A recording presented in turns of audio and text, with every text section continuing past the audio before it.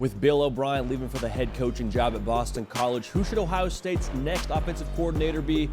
And why is it Chip Kelly? Well, I'll tell you here in just a second. But first things first, make sure you subscribe to the On3 YouTube channel. Ohio State Buckeye fans had a lot of y'all join us in the course of, I would say, the last month or so. If you have not yet subscribed, man, no time like the present. Out here in our new digs in Nashville, Tennessee in the new studio.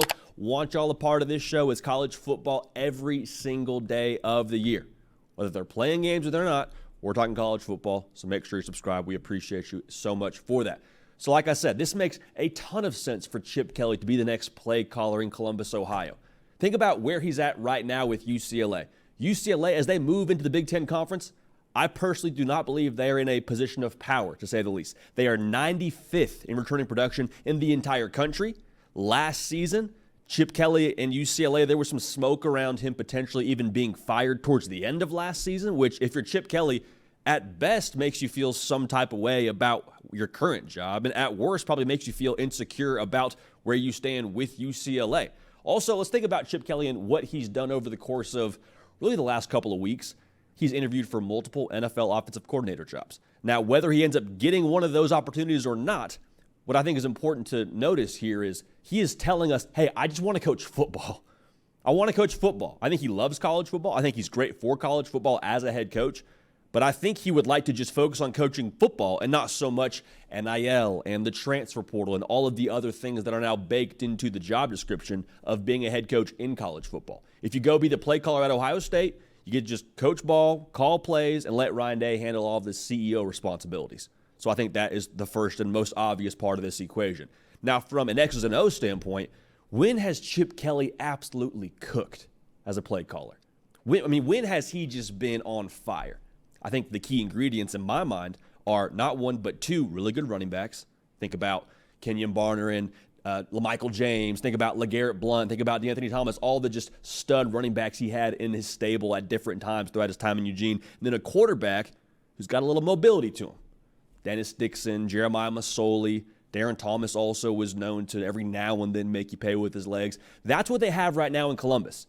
You got Quinshon Judkins, who ran for right around 7 yards a carry in the SEC. You got Travion Henderson, who's shown you what he can do when he's healthy in that backfield. So you got those two. And then you have Will Howard, who has proven he can also hurt you with his legs from his time at Kansas State, obviously going to be the starter this year at Ohio State.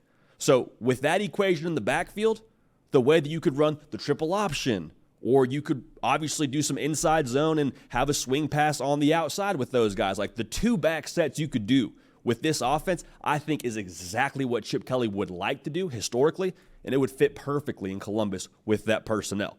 Also, I think it would probably play pretty well to Will Howard's strengths, but that's another conversation for another time. At the very least, I think it would simplify the decision-making process for him on any given play.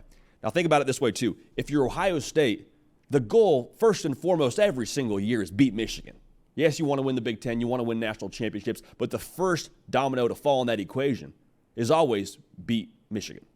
Now, Michigan, in the course of the last 24 hours, made a defensive coordinator hire, and they won Wink Martindale. Now, Wink Martindale, what he wants to do defensively is apply pressure and be confusing at a very base level. Now, this would be, I think, a tremendous chess move to hire Chip Kelly in response to the hiring of Wink Martindale at your rival school, because what Chip Kelly does, I think, perfectly combats what Wink Martindale wants to do. When you have a confusing defense, what is the best remedy for that? Tempo. Why? You can't be confusing when you're trying to get lined up because the other team's going to snap the ball in a matter of 15 seconds. That's Chip Kelly. The other part of that, if you want to be aggressive, you want to be a team that applies pressure or manufactures pressure, however you want to phrase that, Chip Kelly and his offense, the way that they're decisive, the way that they're giving their quarterback several decisions to make but are pretty simplistic based on the picture they're getting, that allows them, again, to be decisive. When you're decisive, it doesn't really leave you as exposed to the pressure that you're getting. I think at the very least, it's the answer to the pressure that you're getting. So all that's to say, the chess move of hiring Chip Kelly in response to Wink Martindale being hired at Michigan, I think that's a perfect match. Now, arguably the most important part of this whole thing is how it impacts Ryan Day. Because Ryan Day, he's in this part of his career where there's a ton of pressure on him, right?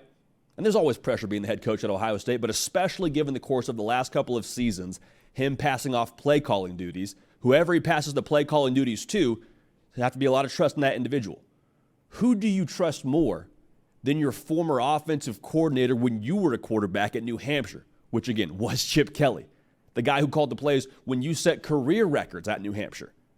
I think the trust factor there would have to be the highest of any potential candidate with a Chip Kelly, right? Like that would have to be the most trustworthy if you're Ryan Day. You know the offense, you know the system, you know what you're hiring. If you hire Chip Kelly, and I think you should hire Chip Kelly if you're Ryan Day, that to me just makes a ton of sense and could ultimately be a win for all parties.